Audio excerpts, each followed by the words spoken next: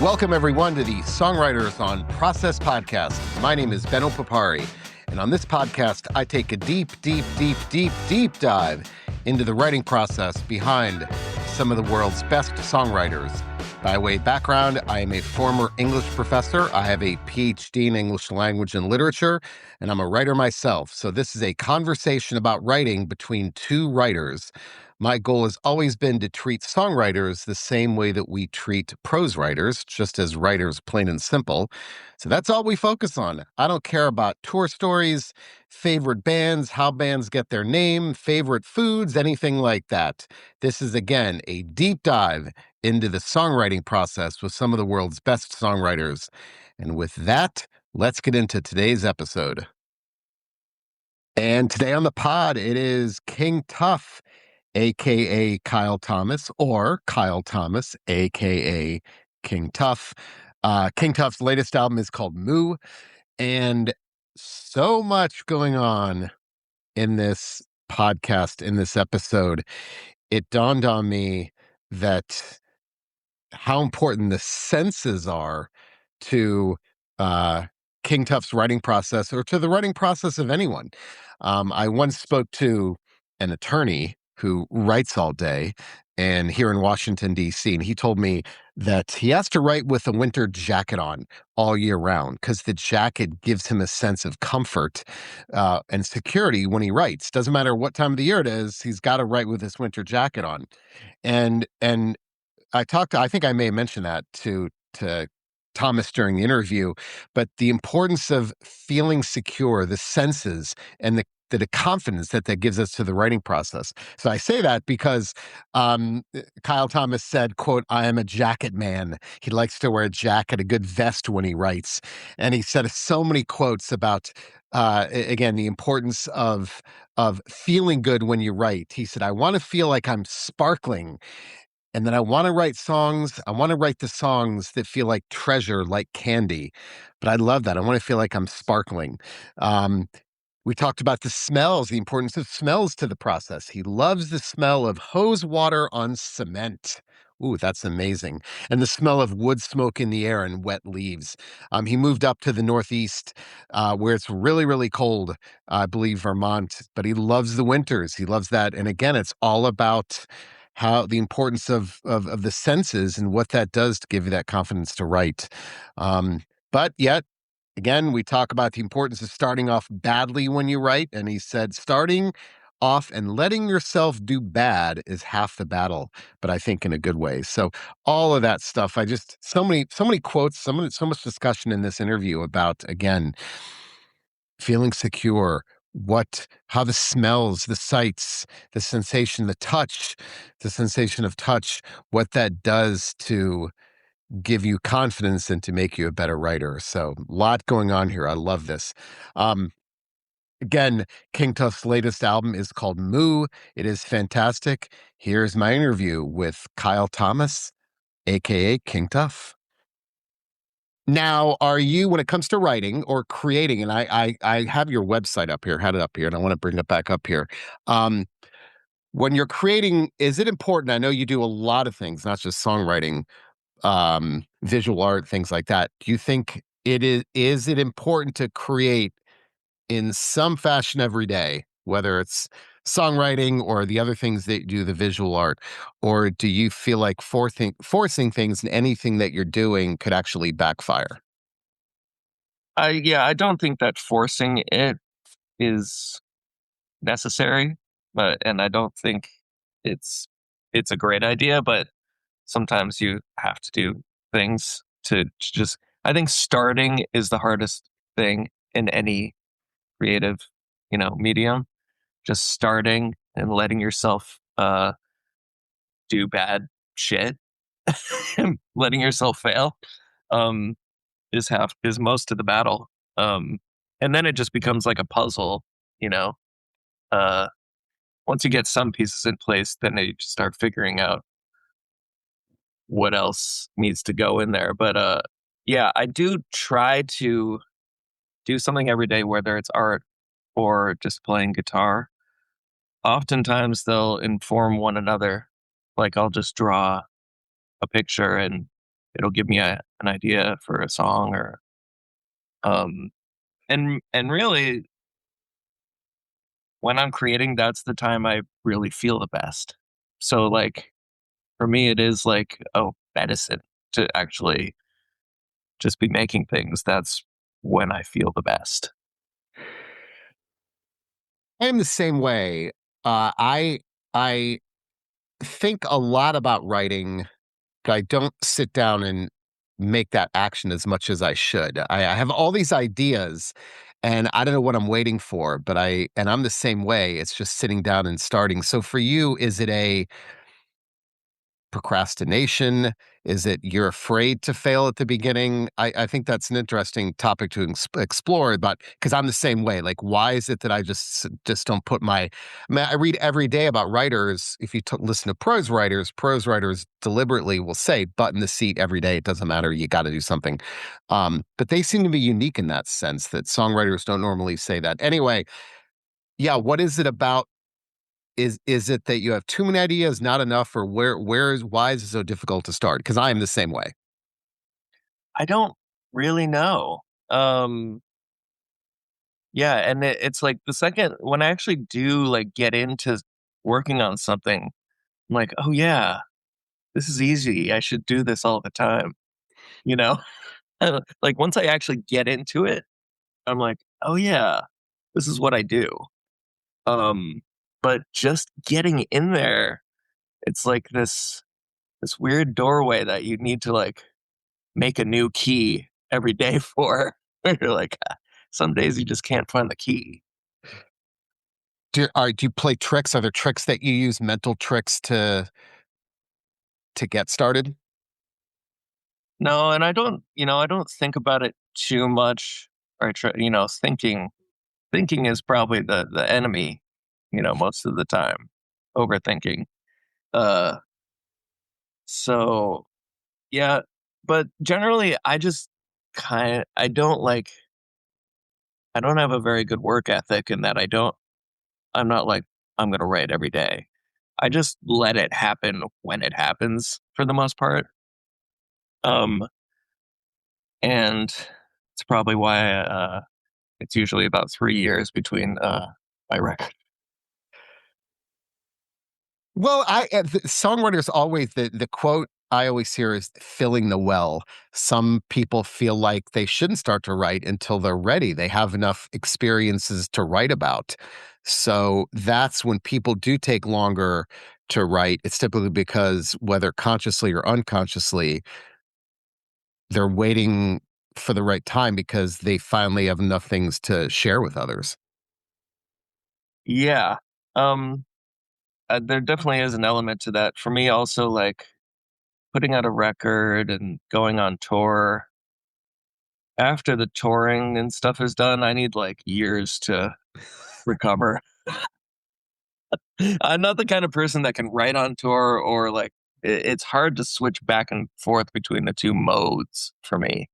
Like it's very different headspace to be in. Um, so yeah, it's tricky, but usually doing something else like art can get me back in quicker. Yeah, so I want to talk about that now because I've interviewed a fair amount of songwriters who are visual artists on the side.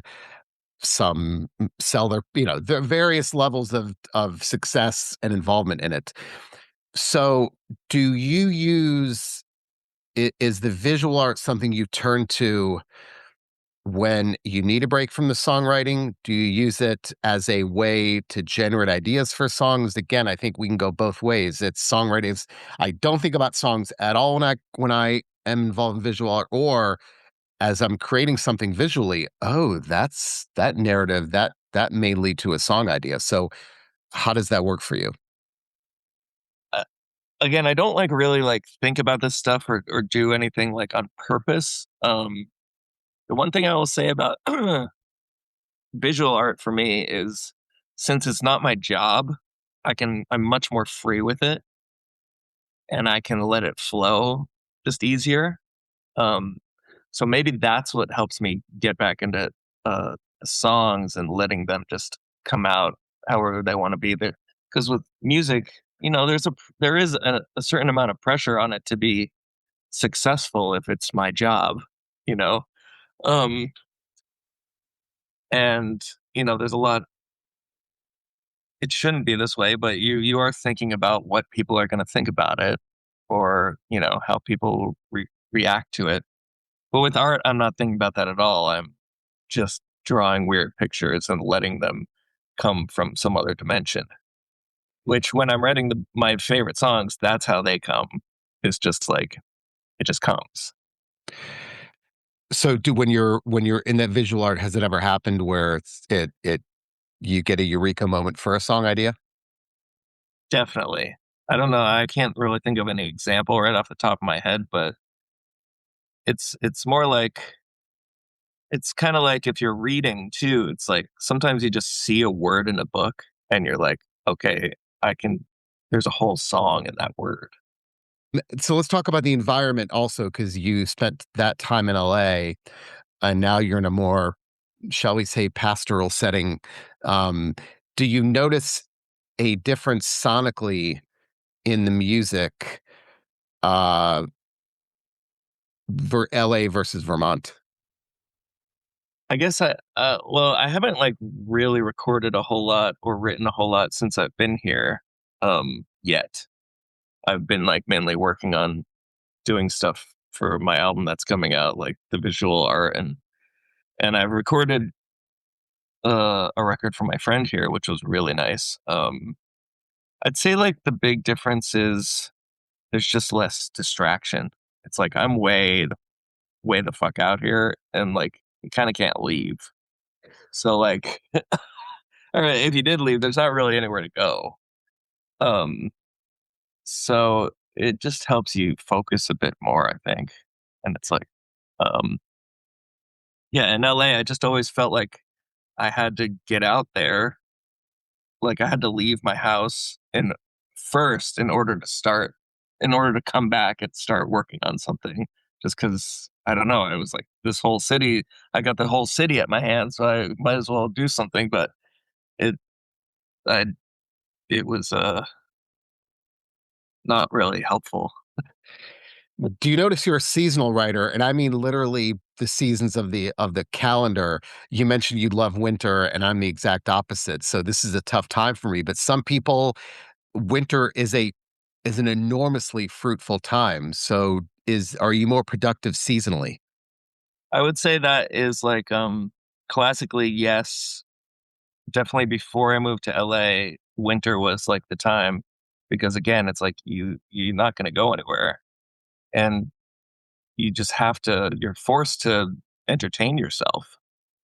And so I mean that's what I like about songwriting is like you can entertain yourself with it. Or that's like what I'm drawn to. I'm drawn to songwriters that I think I can hear them doing that. Um, but yeah, definitely winter, definitely the fall. Um, you know, I do think different songs probably come out differently in different seasons too. And like, there's different smells in the air. There's different smells in the kitchen.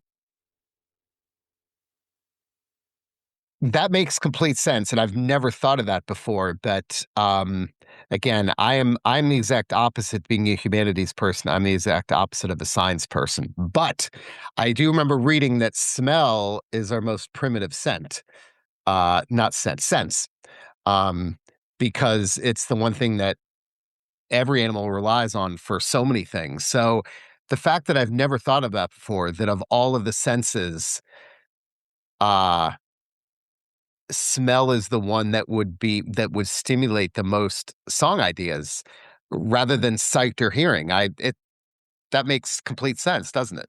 And there's a lot of, there's so much memory attached to smells. And also like coming back here, there's smells here that don't exist in California. there's smells out there that don't exist here.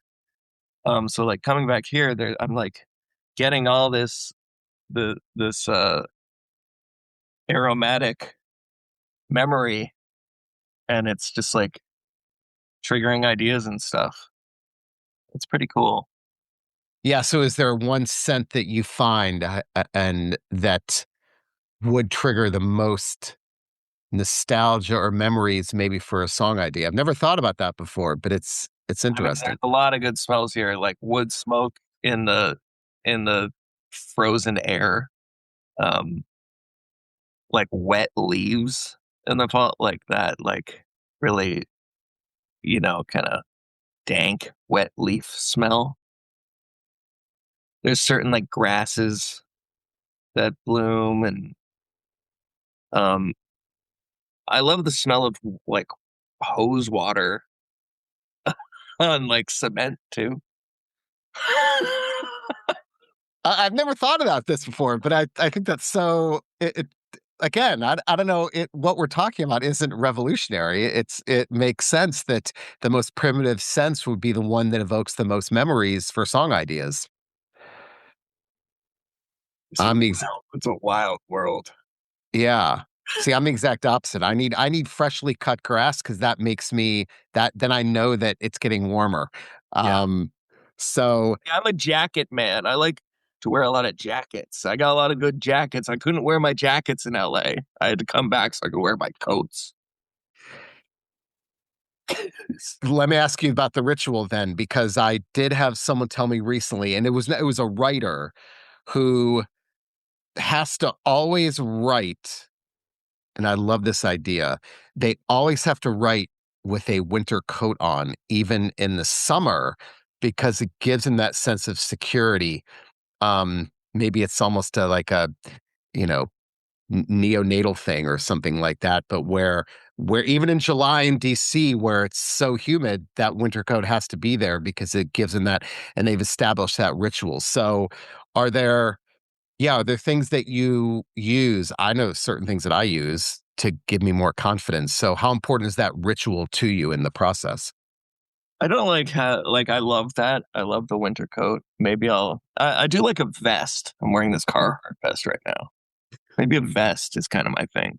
Um, but I have noticed that I have put on clothes before to record or write.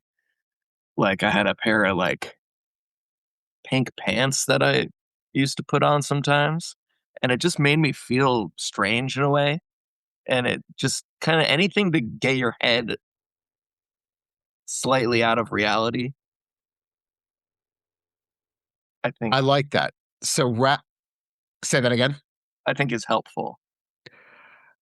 I like that. So, whereas I'm looking at it as give me some regularity, give me some, the same thing every day kind of thing to give me a sense of, okay, this works in my flow. You're using it as it gets you out of reality by wearing those pink pants. Yeah. Or maybe you have like maybe you have a postal uniform you put on, and you can imagine you're uh a post post officer. What is it called? Postman. But see, Um, yeah, and you can write a song from that perspective. well, there are people who I wasn't it Nick Cave who would put a suit on. I feel like that's always the story. I think it was Nick Cave, but someone who felt like you have to dress up to write. Um, You look good, feel good, yeah, yeah, and you want to feel good when you're creating. yeah. So do you? So now that I don't, if you're not wearing the pink pants, it sounds like the vest is the way to go now. I think the best is my shit.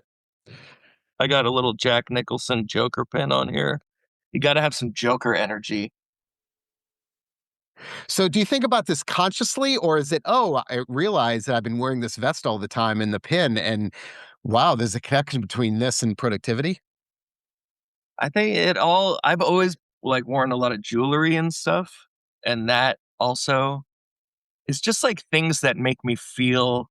I want to feel like I'm like sparkling, and like I want to like I just want to feel a certain way, and then I can like, and then I want the songs to feel like they're treasure.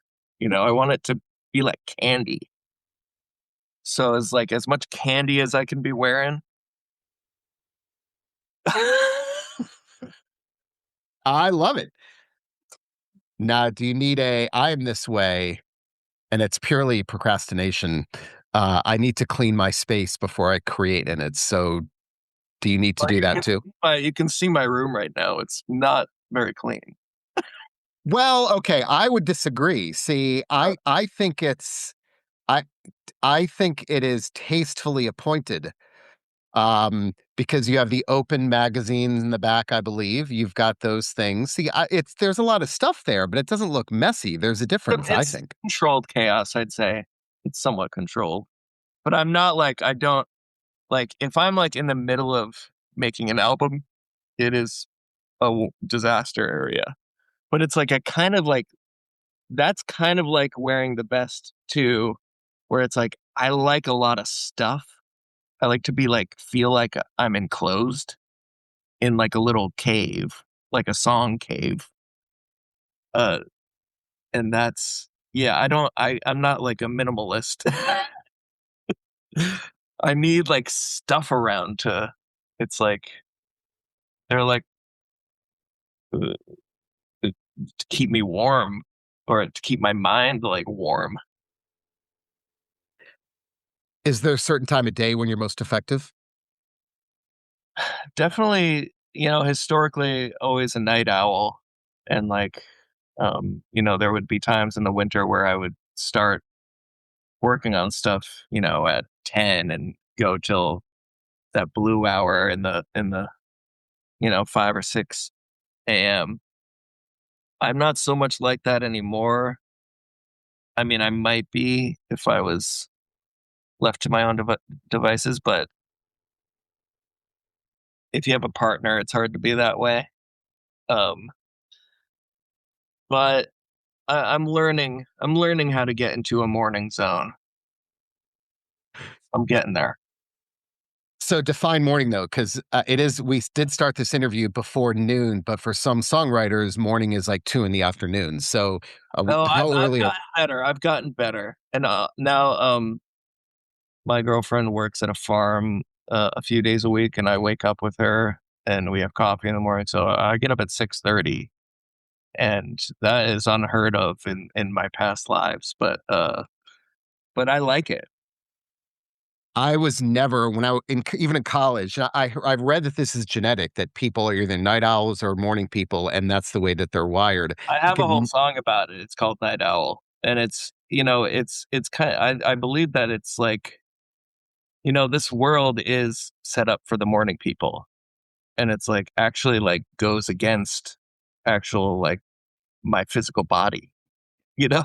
It's like, and it's discrimination. So what is it about the overnight? Was it that sense of no one else is around and you feel that solitude, or is it just practically there are fewer distractions? I think definitely practically fewer distractions, but there is a magic in the night, there that is where like the veil is a little thinner maybe. And it's just like it's I mean, that's just a classic thing. The night is like where, you know, the mystery is. What about when it comes to lyrics? Are you a pen and paper person or a computer person? Pen and paper. All right, let's talk because songwriters are unbelievably particular about color of ink, brand of pen, type of paper, and you're nodding as if it's important. So Oh let's yeah. talk about. I've gone through many love affairs with pens and pencils and different kinds of notebooks. I was a Moleskin guy for a long time, but then I kind of switched to more like spiral bound and then these other weird blue lined notebooks. Uh, but I've kind of gone back to a mechanical pencil, um, like a drafting pencil. and then I have an eraser, like an eraser pencil. It's like, just a long eraser that you can, um, and that's kind of been my jam for the past few years. And yeah, these kind of just like nice spiral bound. Um, this is a little store in LA called Shorthand that I was into. I don't know what I'm going to use now, but um, yeah, very very particular. But also, it's good to have stuff you don't really care about either, like paper. It can be helpful if you're just using a shit notebook too, 'cause then you don't care as much. Is that why you switched from the moleskin to the spiral? I don't know why I switched. It's just like happens occasionally where I like get into some other zone. You can see those are all see that bookshelf? Yeah. Those are all lyrics. So how often do you go back to those for ideas? I quite often I'll just like flip through them and be like, there's a lot of terrible, terrible things in there, but occasionally I'll see something and I'll be like, okay, maybe that was something. Are you mixing and matching? Maybe you've got a riff or melody that, and you say, "Oh, that would go with that." How much mixing and matching is going on with those? I generally, yeah, I like to write lyrics separately from the song, whether it's first or I'll just randomly write lyrics and then maybe I'll have a song, a riff or chords, and I'll flip through and see if something fits. Um, I find it very hard to have chords and a melody and then try and like come up with lyrics to that. It's like it's much easier if you just like have something ready to go. I also like to work backwards from titles, or I'll do a thing where basically I'll imagine a whole record.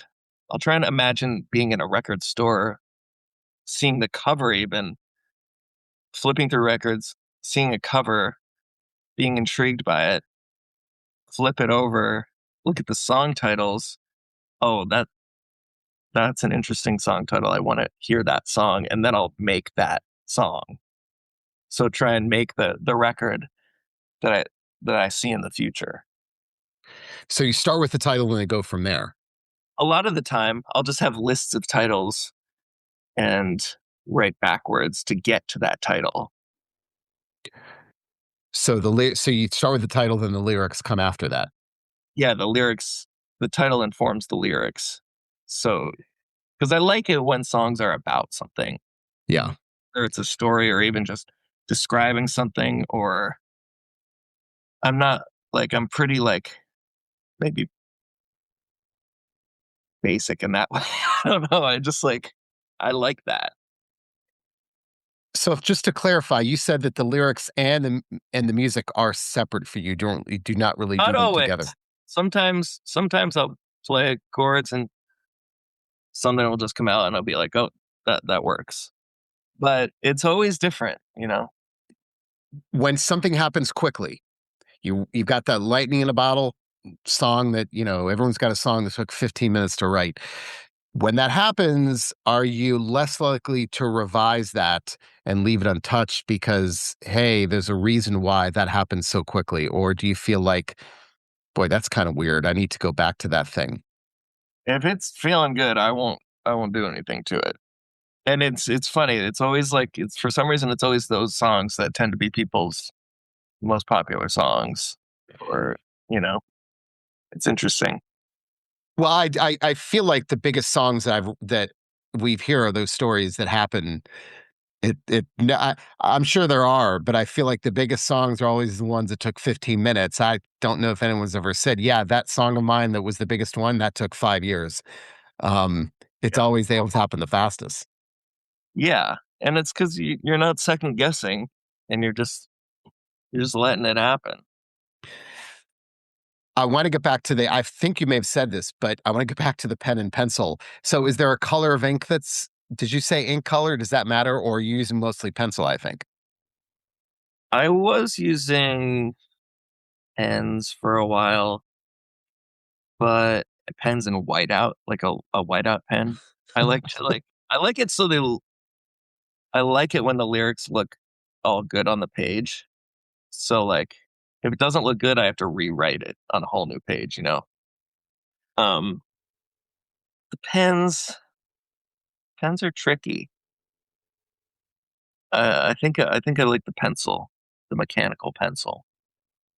Okay, so you said whiteout, and I'm sure there's a certain percentage of the population that has no idea what whiteout is. I know what whiteout is, of course. I know what it is. I hated it because it just Am I really? Are we really that old? I know I Kids hated aren't using whiteout. whiteout. They don't even know how to write cursive anymore. I know that's true. I mean, we have 4 kids, and I think the oldest one is the only one that does a read cursive. The other 3 see cursive, and they don't even know what language it is practically. Wild. But why? Okay, so here's my thought, and I'm this is the way I do it. Um, and I use pencil when I can or pen because if I see my writing on the page, I see a reflection of myself, right? That's me, and even the emotional state I was in. But if I'm typing on a phone or on a computer, that can be anyone because it looks the same no matter if you typed it or if I typed it. So I do like that because I say, oh, I can almost get a sense of the emotional state I was in when I was writing something. And then when I cross out, I will just put a single line through it in case I need to see that again. But whiting out, you're just obliterating, right? You're obliterating. But I do like a single line. I do that sometimes with the pencil. Um, yeah, the pen and the whiteout it gets to be a little much. The But I eraser love that. What's that? or the stick eraser is better. But I love that you use pencil, but you're using pencil, but you're still crossing out. You're not erasing. Is that right? Yeah, sometimes it depends. Uh, I do like pencil because there's like some resistance to it against the paper. It's like there's, I guess, also because I draw too, so pencil's good for that, obviously. Um, yeah, there's a little bit of like more of a like a abrasive quality with pencil that I like. So you'll appreciate this. I interviewed Jerry Harrison of the Talking Heads last year, and he is also a visual artist. And he said that he writes his lyrics with felt tip because of the sensation of the scraping on the page. Yeah, there's some. It's like ASMR maybe a little bit. Now, are you using lined paper or unlined paper? It sounds like you're using lined paper, but a lot of people who are visual artists you write lyrics in unlined paper. Yeah, like when I was using the moleskins, it was unlined. They're sketchbooks, so and there's a lot more drawings in those ones. But at some point, I started using lined. So I've been in lined for a few years now. Um, maybe I Can need to you go back though. can you write for long stretches? I Here's what I've learned about myself. I'm most productive if I sit for about 50 minutes or an hour, but then walking around for 5 minutes, that's all it takes. I come back and I'm fully refreshed. I don't think we're built as humans to sit for hours. So I find that short, frequent breaks make me much more productive. So can you sit for a long time or do you need to get up and walk around occasionally? Uh, I think I can go for a long time, especially if I'm actually doing recording, which I also use as a writing process. Um, if I'm recording, I can really zone in and get in there, be in there for hours. But at some point, the work probably degrades a little bit. But yes, if you take a walk or get in the car, movement definitely it just gives you perspective.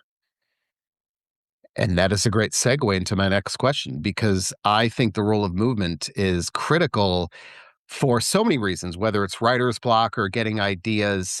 And so many people tell me they get great ideas while they are walking, hiking, biking, in the car. So it sounds like that happens pretty frequently. Just purely the role of motion helps you. Yeah, especially yeah, definitely. I think driving's good because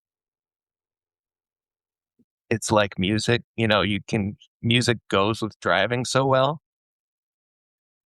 Walking too, but it can be a little weird to like walk in the woods with headphones on. You got to worry about bears. You do.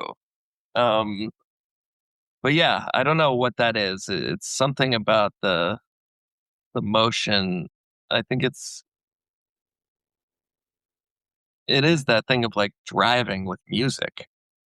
I can just it feels good. For me, though, it needs to be a well-worn path because if I'm driving in an unfamiliar place, then my brain is focused on getting to that place because I'm not familiar. But if I take a walk around the neighborhood or a drive, it's very productive if my unconscious brain kind of bubbles up because I don't need to be thinking about it. So it needs to be a familiar place, and that's when the ideas happen. Yeah, that's a good point. I haven't really like paid attention to that, but I definitely like have had walks that I do every day, and yeah, it's a ritual, Yeah, but and again, I love exploring this because to me, I'm fascinated with what puts us in that space, Yeah, um, to set us up to create. I mean, I'd love to think that we can just that we can rely on no work and just make it all inspiration. But the fact is that for me, absolutely, there are things that make me more productive. yeah, and I think getting your blood flowing, walking, especially with music, there's a beat to it, you know. Now, the one author I always quote in every interview is Agatha Christie, because Agatha Christie said the best time to write a book is when you're doing the dishes. So, slightly different, but her point is that when your brains are engaged in unconscious activities, whether it's, I've heard everything from vacuuming to gardening to folding laundry, doing the dishes. Um, it's why we get our best ideas in the shower. So, does that ever happen to you when you're around the house and you're just that repetitive motion where your brain doesn't have to focus on that thing? That's when the eureka moments happen. Definitely, definitely. I was a dishwasher for many years, and I wrote a lot of songs in my little cubicle just in my head.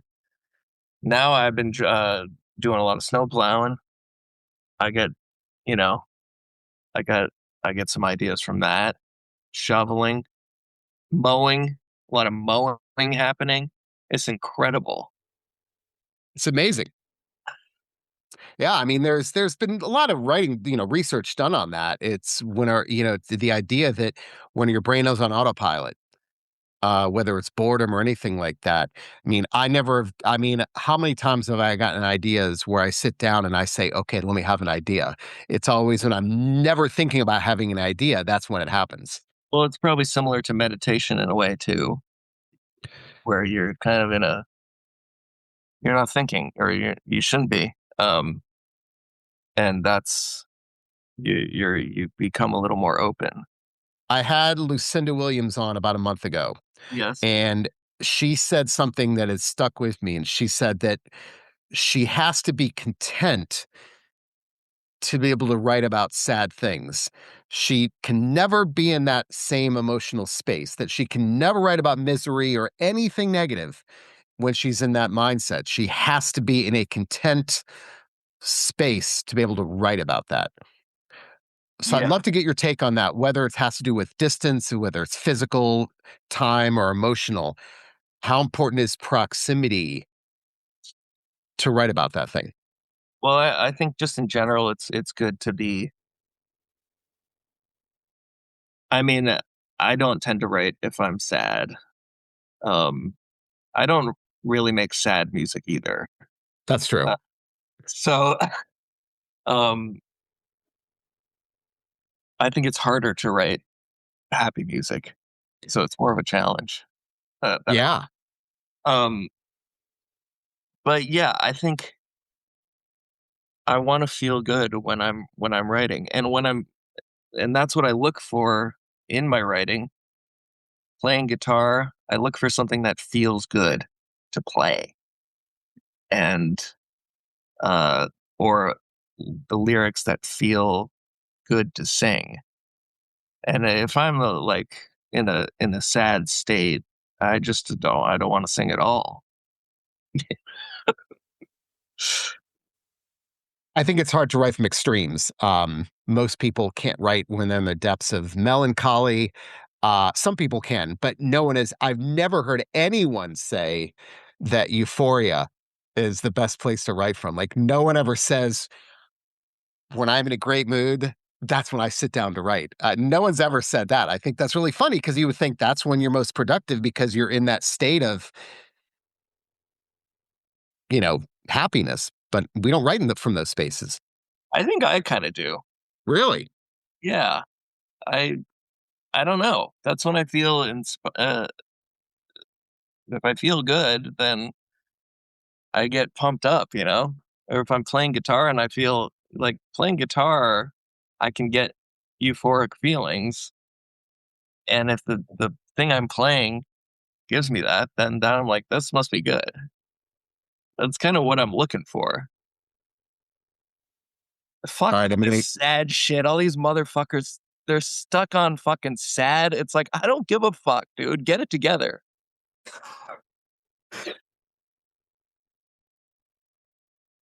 I'd have to go would have to look really and explore, the literary all the literary greats, but, yeah, I don't know why that is, but I can't think of any literary great who wrote from that space of, "Oh, I'm in a great mood, I wanna write."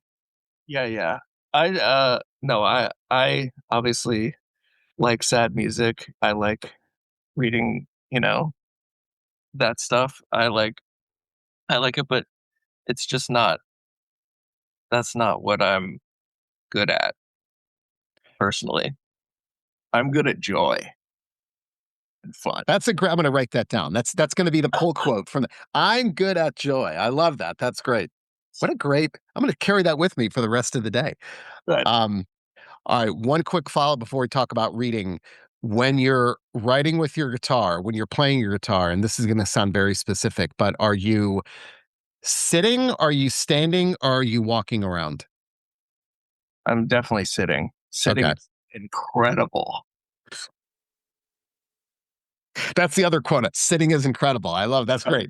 Yeah. Really? So it's not, you're never moving around. It's so much work. Ending. Jesus Christ. I'll give you a pass because you spend your entire winter shoveling snow.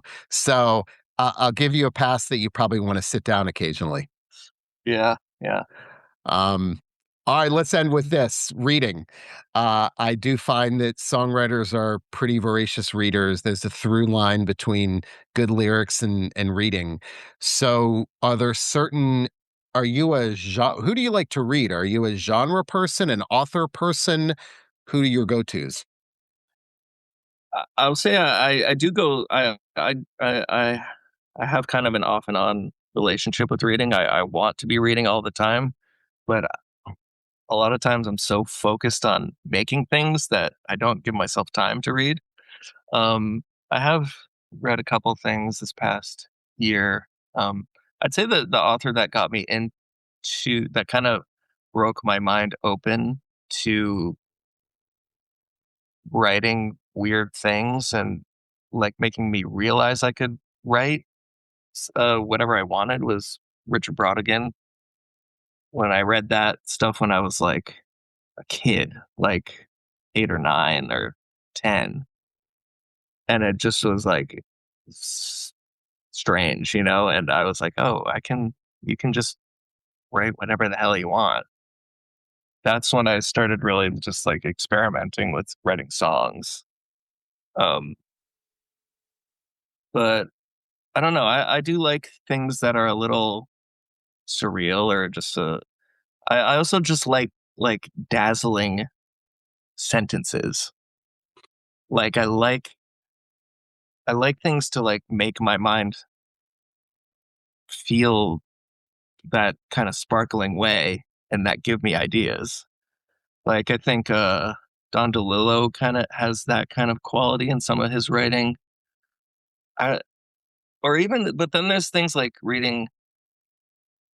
I had one of those like Susan Sontag journals, collections of her journals, and I would just flip through that, and it's just like they're just like notes on the day, but it would give me so many ideas for some reason. And it's kind of there's kind of no rhyme or reason to what will do that to me, but Yeah, I'm not really a genre. I guess I'm not a genre person or an author person. I've always said that like when I finish a book, my initial thought is to read something by someone else because I want another voice in my head. I've never been the type of reader that will just say I want to devour everything by one person.